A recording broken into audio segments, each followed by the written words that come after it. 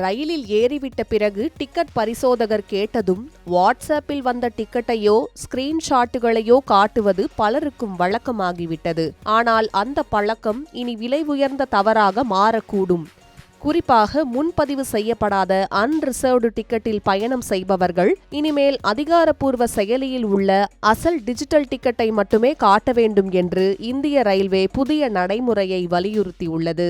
இந்த மாற்றம் அண்மையில் நடந்த ஒரு சம்பவத்தை தொடர்ந்து அதிக கவனம் பெற்றுள்ளது. ராய்ப்பூர் ரயில் நிலையத்தில் பயணம் செய்த பெண் ஒருவரிடம் டிக்கெட் பரிசோதகர் டிக்கெட்டை கேட்டபோது அவர் தனது மொபைலில் வாட்ஸ்அப் மூலம் வந்த ஸ்கிரீன்ஷாட் டிக்கெட்டை காட்டியதாக கூறப்படுகிறது. ஆனால் அது செல்லுபடியாகும் டிக்கெட்டாக ஏற்கப்படாமல் அபராதம் விதிக்கப்பட்டது. விசாரணையில் அந்த டிக்கெட்டை அவரது சகோதரர் பதிவு செய்து வாட்ஸ்அப் மூலம் அனுப்பியிருந்தது தெரியவந்தது.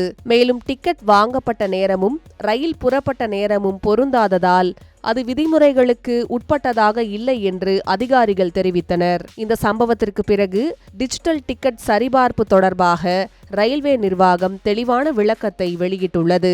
அதன்படி முன்பதிவு செய்யப்படாத அன்ரிசர்வ்டு டிக்கெட்டுகள் இனி ரயில் ஒன் போன்ற அதிகாரப்பூர்வ ரயில்வே செயலியில் இருந்து மட்டுமே காண்பிக்கப்பட வேண்டும். டிக்கெட் பரிசோதகர் கேட்கும்போது அதே செயலியை திறந்து அதில் உள்ள ஒரிஜினல் டிஜிட்டல் டிக்கெட்டை நேரடியாக காட்ட வேண்டும்.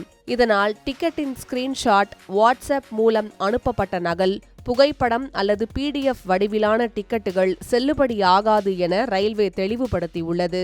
டிக்கெட் பதிவு செய்யப்பட்ட அதே மொபைல் எண்ணிலும் அதே அதிகாரப்பூர்வ செயலியிலும் டிக்கெட் இருக்க வேண்டும் என்பது புதிய நடைமுறையின் முக்கிய அம்சமாகும். இந்த விதிமுறையை பின்பற்றாதவர்கள் முறையான டிக்கெட் இல்லாமல் பயணம் செய்தவர்களாக கருதப்படலாம்.